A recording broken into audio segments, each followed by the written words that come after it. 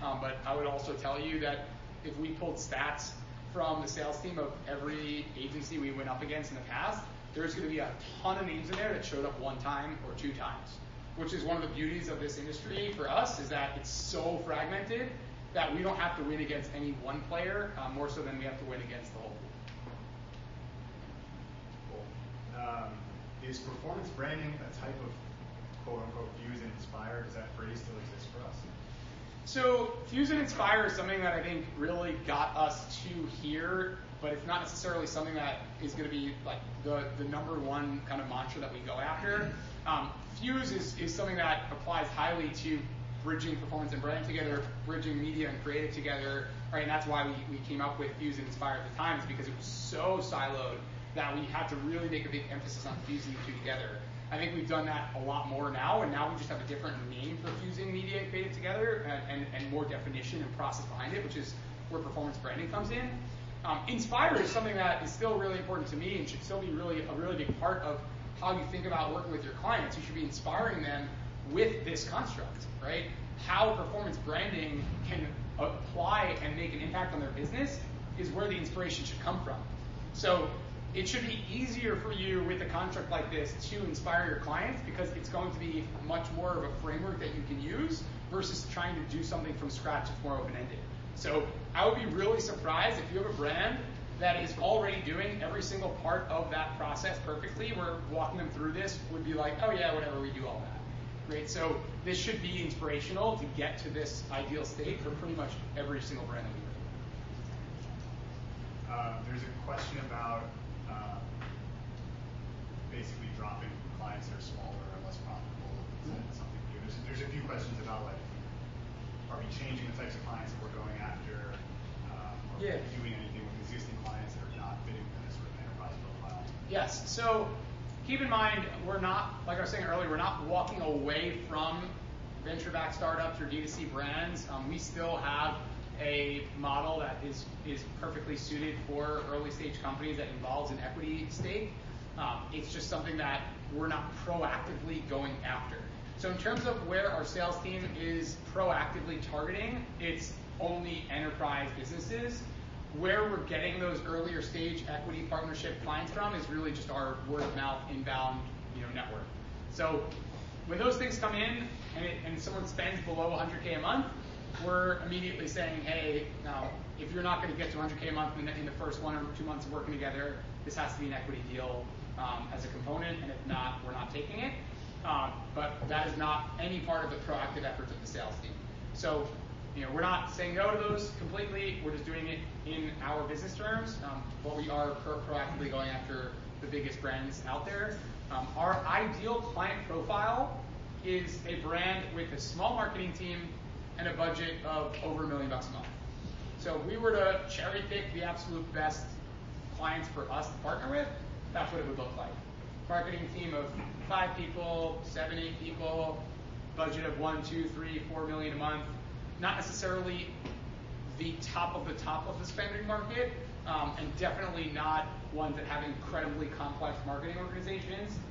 It doesn't mean that we would not take one or the other that I just mentioned, but that's not our target, and that's not what we're going after. So there's always going to be an inbound part of our business that's not perfectly on target that we might entertain, and it might be really good for business, just not what we're targeting. What about for current clients that like fit the smaller role? So for current clients, it's not going to be like a one-time purge where we're going to go in and say all these things don't fit, we're exiting all of them.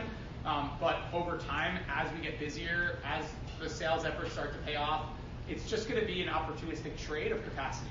So if we see that we're starting to hit capacity limits and there's more inbound or sales-driven business on the way and we're not going to be able to support it, of course we're going to make a trade-off to say, hey, where's the least effective or least valuable part of our business in terms of what makes the most sense for us? Can we walk away from that and replace it with something that makes a lot more sense for us? That will always be a trade that we're willing to make when we have to make that trade. If we don't have to make that trade, we're not just going to go off and start removing parts of our business unless it's a problem for the things that we talked about earlier in terms of how we win. So for bad business, meaning business that really violates what makes us win, yes, that would be something that comes up in terms of something we want to walk away from. In terms of things that are just small, no, we're not going to remove small clients unless we have capacity restrictions and we want to replace small business with big business. Is that your question? Yeah. How are these equity deals structured usually? So the way that equity deals are structured, again, it's for brands that spend under 100K a month. So if a brand came to us tomorrow and they're like, hey, we spend 25K a month, we want to work with you, the sales pitch is pretty simple. We'll say, hey, look, we normally work with brands at 100K a month or more. Fees there are 20K a month or more. If you're only spending 25K a month, what we do is we have an early stage program. It involves equity partnership, and it just has lower minimums. So not getting discounted fees, they're just getting lower minimums. The minimum would be 5K, for example, instead of 20K a month. So it would cover the same 20% of spend kind of rate card. And then we would take advisory shares, which is the same as equity stake. Typically, depending on the stage of the company, anywhere from 0.25% to a full percentage point of the business. The earlier the stage, obviously, the larger the stake, averaging probably around the 0.5 point mark, given the kind of businesses we typically see willing to engage on equity. So that's how it works. Sometimes it has a vesting schedule, which means that we don't get it right away. But if we work with them over 12 months, we accumulate it over that 12-month period. So like every quarter, we get a quarter point or something like that. Just depends on the deal structure, but that's the rough terms. This is like kind of a complicated question, so like might not have the full answer or like the complicated answer, but how are we determining when we're at or close to capacity internally? It's a good question. A lot of that information comes from account managers, which feeds up into TLs, which then feeds up into Asher. So that's an easy way to know capacity is when we hear things from TLs that say, hey, like we could take on an extra client. People aren't feeling challenged. It really goes back to growing and challenging. If people aren't growing and being challenged, usually it means that we have excess capacity in the system.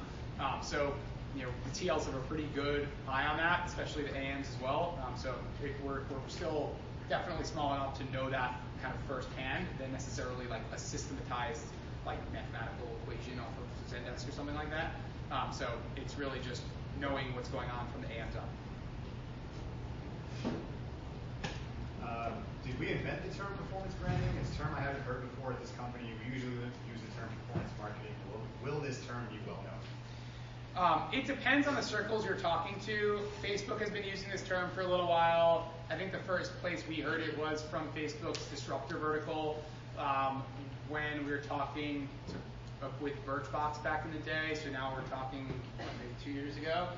So if you Google it, you will see some articles about it. It's not necessarily something that will show like tons of results that are relevant to what you're searching for that are really recent, but there are flurries of it here and there. So I would not be surprised if you say it and someone has no idea what you're talking about, but anyone who's in our industry can infer just based on those two words being put together what you're talking about, even if they haven't heard about it. But no, it's not necessarily something that everyone you talk to is going to be like, oh yeah, of course, performance branding. Again, that's part of the point of why we want to really own it, because it's still ownable, and it's something that we can really put our stake in the ground with.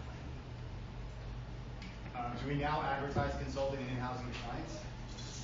So this is one that we don't necessarily want to like run into proactively talking about just yet, but it will come up naturally based on clients' concerns. So what I mean by that is if we have a client who's saying, hey, we're thinking about bringing things in-house, we might not renew.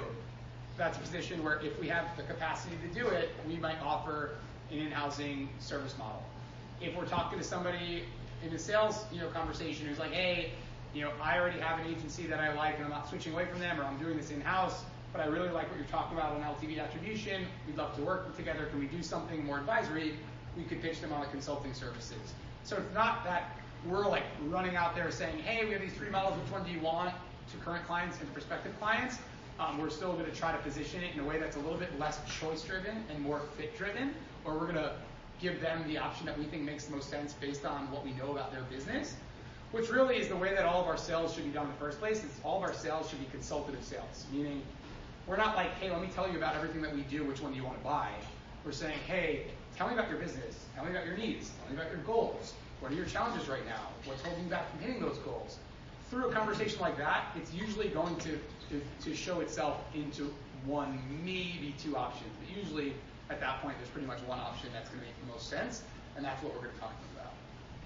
Yeah. Are we not advertising those other models because of constraints? Like we don't have enough resources to support them, or like because I get what you're saying about like oh,